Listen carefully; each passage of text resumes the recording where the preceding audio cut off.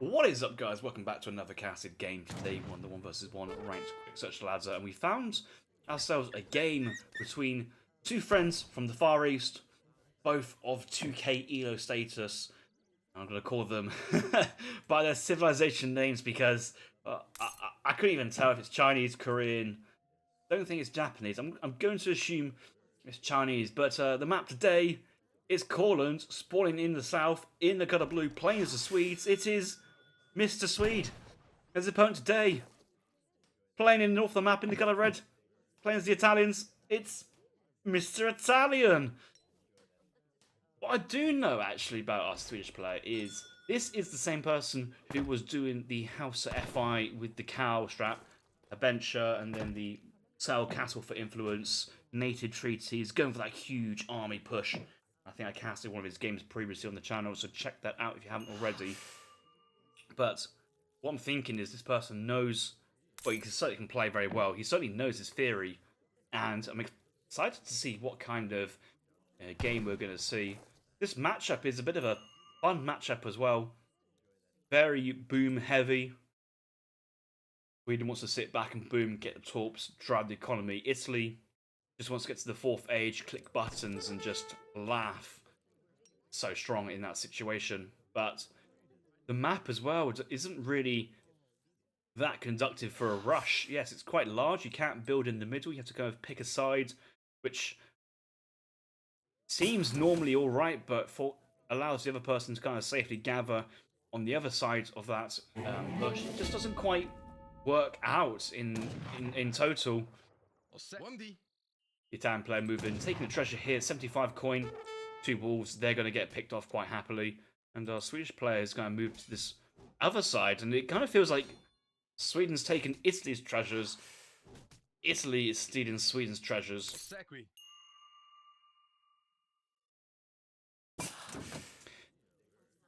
We got the fog of war turned off for this game.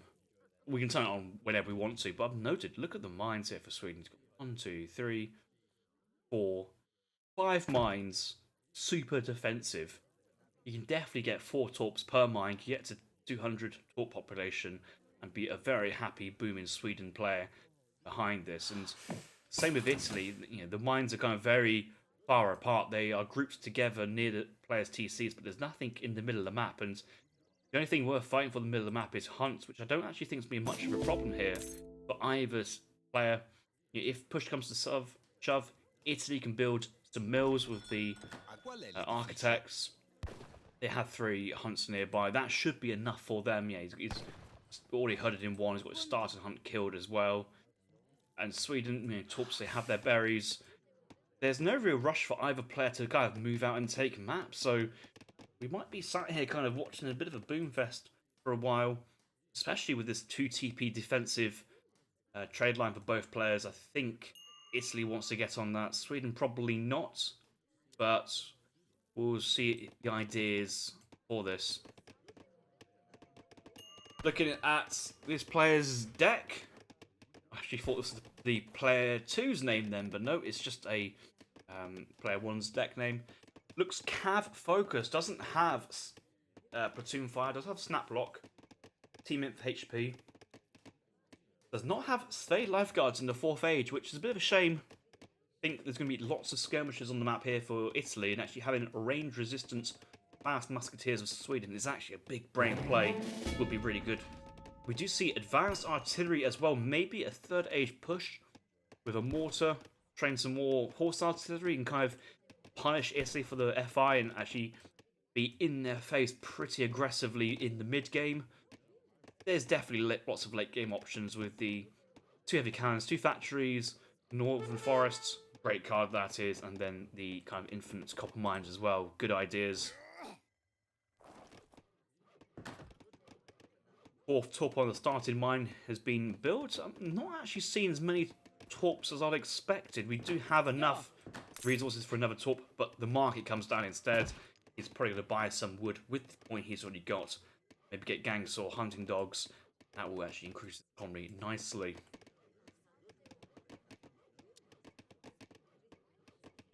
Looking at Italy's point of view now. his deck, he does have a lot of unit cards, both age 2, age 3. There's basically nothing in the 4th age which is surprising. Most players, you know, they want the 12 age 4 skirmishers, the 2 papal bombards, they do have that factory wagon there. Sometimes was the advanced basilica. They have 3 Colv, 3 Colv, 2 Falk, 2 Colv, and 2 papal bombards, but you know, it looks like this Italy player is wanting to stay in the 3rd age, so maybe both players are actually going to go for a 3rd age kind of play, which is, you know, a bit strange.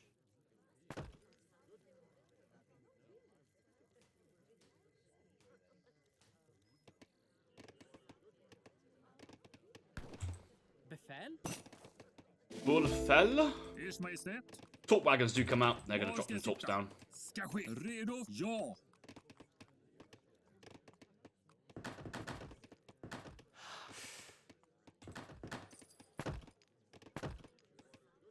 Boom here from Sweden, looking pretty good. He's not actually touching his forward mine though, and it seems that although he does have torps, there's 2 vills over here. Is there a chance of him going aggressive on the 700 wood? Put on 2 racks. I'm also seeing forward buildings here from Italy on the left side, so barracks coming down on either side of the map here. Yeah, barracks being built. Actually built by a villager. That's a strange one. I'm sure the merchant's going to come across maybe to help out. Oh, it's an outpost wagon from the governor age up. But pretty too sure that's the play Italy really wants to go for. 5 musks are actually being queued up. 700 woods coming behind. I don't imagine him going into the Paviciers afterwards. They do cost a lot of wood, so it would make sense in the 700 wood behind this. He's what on earth he's sending right now? I don't actually know. He's always going for the Maltese company. 5 fire thrower, 4 dops, 2 inquisitor. Inquisitor, shall I say? Like, how's that a Maltese unit? I've got no idea, but that is anti-musketeer. Decent siege on the top. That's not actually a bad card for Italy to send at this point. The 2 Inquisitors does sound a bit weird though. I'm not too sure how that's going to fit in the composition totally, but Sweden is gathering wood crates. He's also, you know, double racks on the right side. Oh, please tell me this Sweden player is going to be doing like crossbow pike for some reason. This would be a meme, but you know, he's doing carry-in spam. Would make sense as, you know, he's already sent the torp. He's torped up some mines, you know, keeping his time here, but that card's nearly arrived here from Italy. Pronti.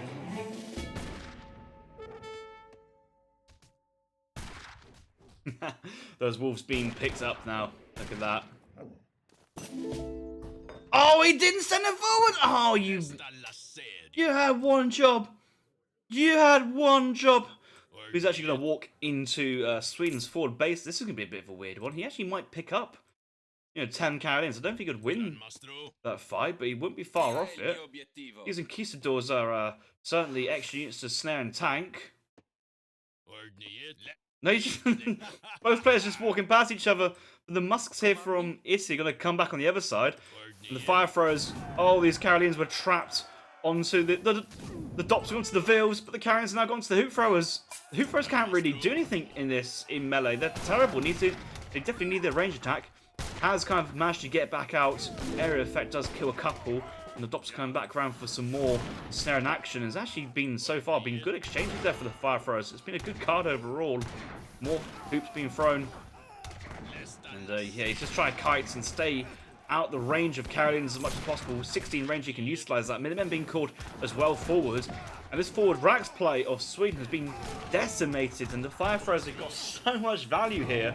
And how is it that Italy made better use of fire throwers than any Malta player I've ever seen? It's quite a fun one, that is. Pavicier is now being called in from the home city here from Italy, keeping up this age 2 aggression.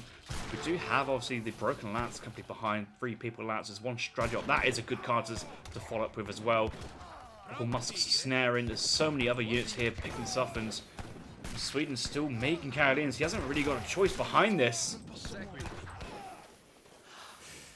I guess he's going to try and give up this position and move away. Italians onto this trading post here. Yeah, that's going to be built. raiding the back doors. Musks moving in, more Musks still being trained, and all this is being produced from a single Rax from this Italy player. Visitors will come in.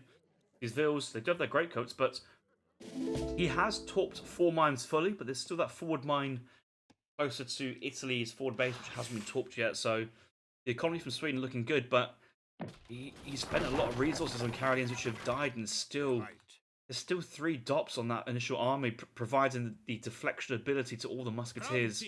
And actually, that's just such a nice combination of having the dops on the Italian musketeers, just kind of covering all those units. Burning damage inflicts further damage after the target was hit. Oh, that's pretty cool. I don't know how much it is, though. I don't think it is as much as you think. Viziers and Musks charging in.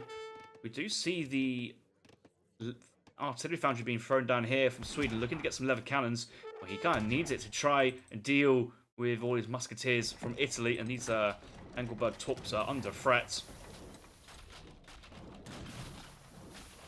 Nice with the fire throwers getting on the siege action as well from range. Pretty good siege damage actually for a skirmisher style unit. 25 siege, take that any day. Lever cannon comes up. Musks going through the Swedish town centre, wish they didn't.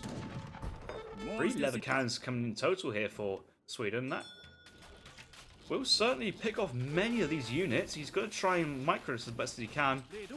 He's only got 8 Karelians though, and he's also losing torps to the Inquisitors and the Dops. Got to remember those Dops are decent siege. Inquisitors 30 siege back as well. That's pretty good. Certainly making good effort there. The Basilica's got to come down. I think there's an architect going to build it. That's going to be quite a slow build. Lever cannon's moving out slowly. Does get the shot off. Yeah, no, Loki, it is a very good card. I do agree with you. And the fact that he has all his musketeers in second age and denying these torps further. These Paviciers are themselves pretty decent. A little bit less HP. They have that same multipliers versus infantry, but they must have a different stance available to make them better, I think. I think they do have different stances. Can't remember what's the best one to be killing musketeers with, but I certainly know that it's pretty decent in that situation. Befell. I feel it's awkward. Sweden just stuck in base, and he's got more than 1,000 coin.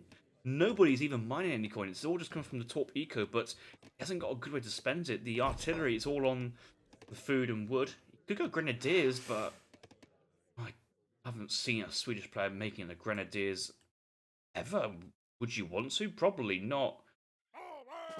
Can't remember if the halberdier tech from the Advanced Church gives you is coin based. So the Broken Lance company comes in. How Italy's called it, but he's trying to keep them out of the way. Doesn't want to dive them into. He has to, but he's going in now. He's just going to find the artillery. I think he's going to focus the artillery, but he's actually seen some Vils on the top side. And when you see a massive raid potential like this, actually you think, do you go for the fight or do you go for the raid? He's going to go for the fight. Lance is on top of the lever cannons, and yeah, Stradiot as well, massive damage. And the lever cannons, yeah, they're good, but they don't do as much damage as you think they do, and all of them are down. Sweden's got it, and we've just seen some weird Italy H2 shenanigans with the Maltese company cars coming in clutch. Who needs H4 when you can send in some Inquisitors, fire throwers, and the Hospitaliers, which is just actually still in the fight, providing that incredible sponging ability, protecting the Italian musketeers. Looks like Italy also sending in, if the home city will allow me to, yes, infantry HP as well. So the Paviciers, the muskets getting boosted, and then this heavy cavalry shipment of the Appalachians and the Stradiots coming in clutch. Basilica looking for a forward spawn point eventually, but didn't quite get up. You kind of felt that it was okay for Sweden. The only problem was that this an earlier fights over here. Some Karelians got snared, didn't quite go into melee charge fast enough to get onto the fire throwers, but just the card choice there from Italy was so good. Caught those Karelians and just dominated those early fights. Musk's reinforcing, and these were the only units that Sweden had on the map and was always behind in military population. The economy was getting there, decent taught population, but unfortunately the production got torn down. He had to rebuild and was just permanently behind from that point onwards. So let's have a quick look at that military population. Yeah, the oh, of course, the Inquistadors. They must be like let's have a look. They must be like 5 pop each, 4 pop. So yeah, you got 4 pop there. That's 8 for the 2 of those. Pops, 2 pops. That's another 8. That's 16. 5 throws there, 2 pop each. That's another 10. So yeah, it's like 26 population from that card. It's very pop heavy, and you can see how that really gave him a strong momentum in terms of military. Outcome a couple of Carolians, but even still, the 5 throws, 5 dots, 2 key doors are enough to win that. And Musks came over to reinforce, and Sweden was always down in military from that position, was unable to really ever challenge that mass villager population as well. Sweden losing a couple of those Torpin villagers out on the map. Italy continuously producing and also getting some from the technologies being researched, just eventually outscaling. Well, I want to say outscaling, but outproducing, and Sweden just couldn't produce enough to get back into the game to recover that military deficit. The 4 leather cans was a nice idea, but the Papal Alliance Company came in. The Carolians were unable to protect them. Minutemen did come out, but a bit late. But it didn't really matter. Italy came in and destroyed Sweden. It was an interesting game. It was a different style of gameplay we saw from these 2 players compared to the last time we saw this matchup, where I think it was like Shake versus Mongo 10, and it was a FI mirror, and we just saw some interesting ideas there. Here, completely different. Map different, playstyles different, strategy different, and different well, actually, same outcome. Italy OP. Who would have thought? Alright, guys, let me know if you enjoyed that one. I'll see you guys in the next one.